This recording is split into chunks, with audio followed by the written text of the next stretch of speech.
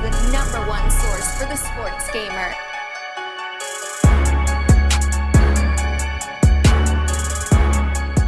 Welcome back, sports gamers. It's the Natural, back for another Madden 17 breakdown today, going over some of the new defensive improvements in Madden 17. I say some because there's more coming next week, so stay tuned. They have finally added defensive gap control to Madden, so defenders in the box will react realistically to the run, just like they do in the NFL.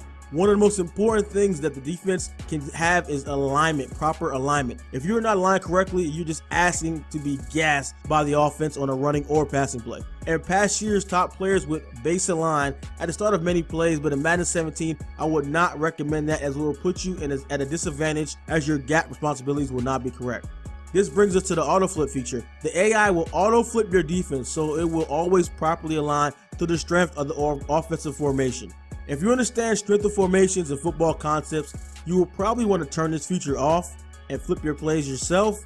If not, this is a great thing to include by developers so people wouldn't be getting beat on run and pass plays because of poor defensive alignment. I actually learned something new.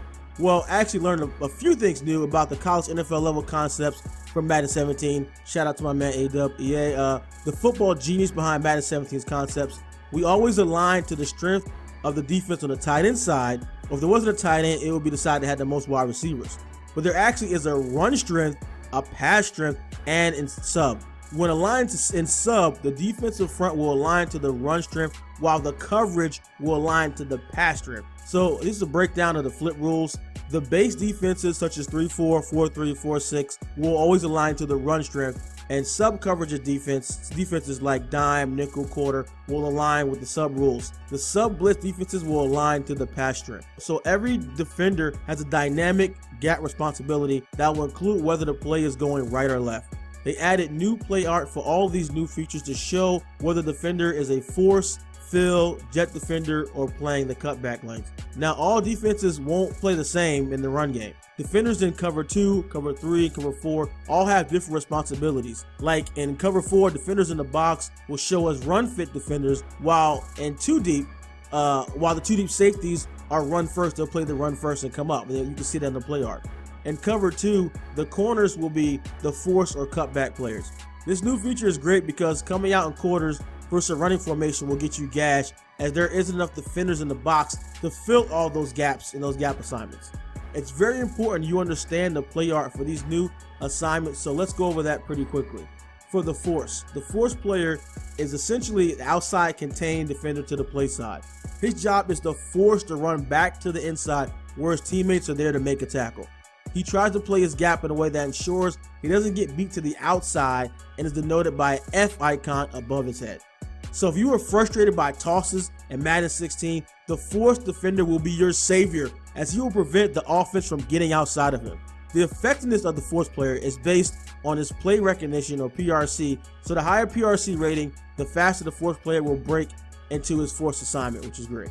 Cutback. The cutback defender is the opposite of the force player. His job is to play on the backside of the play, so he's in a position to make a tackle if the ball carrier cuts it back away from the play side. The cutback player can be a decent lineman, linebacker, or DB. It just depends on the specific play call. And the same thing, the higher the PRC rating, the more conservative he will play and stay for the cutback. So if you have a guy with low PRC and let's say you run a off tackle, something like that, he might get sucked in and leave the cutback wide open. So you want guys with good PRC ratings that can stay there, stay home, wait for the cutback, and make the play. He will be denoted by a C icon above his head for the cutback player. Fill. The fill defenders are just the rest of the guys who fill their assigned gaps. And working as a unit, the force, fill, and cutback players will try to make a funnel to force the running back into the teeth of the defense. Again, the play rec rating determines how successful and efficient these players are. The jet players are just blitzers. They can be on the line, off the line, but the job is simple: to run up into their assigned gap areas with the intent to penetrate and attack the offense. These players are noted by a red play art line coming from the player there. Crack and replace is dynamic, so even if your force defender gets crackback blocked, meaning blocked down on by a wide receiver, the crack replace defender will read the offense and take over his force assignment and be the new force defender. So it is a truly dynamic system that they've made this year to stop the running game. And they have added 2 gap players and Madden 17, which is awesome for the first time that ever happened.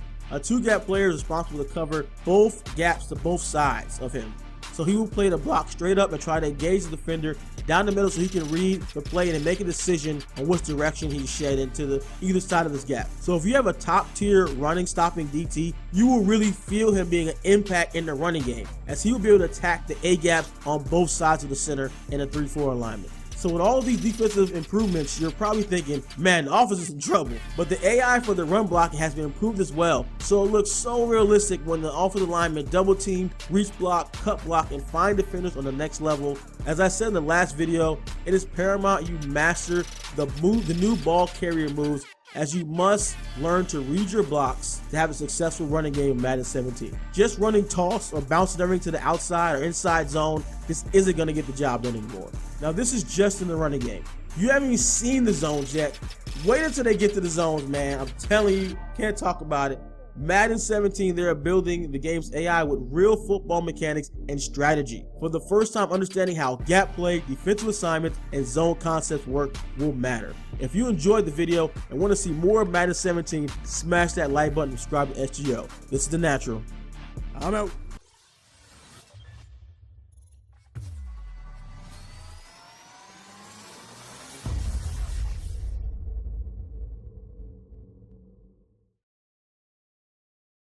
Our top 10 rookies to look out for in Madden 17.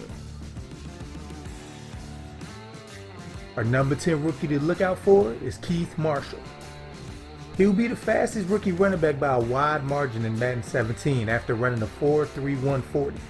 So he's going to be highly coveted off the jump. And at 219 pounds, he isn't your normal speedster like Jeff Dempsey or Dre Archer either. So you'll be able to develop him into an overall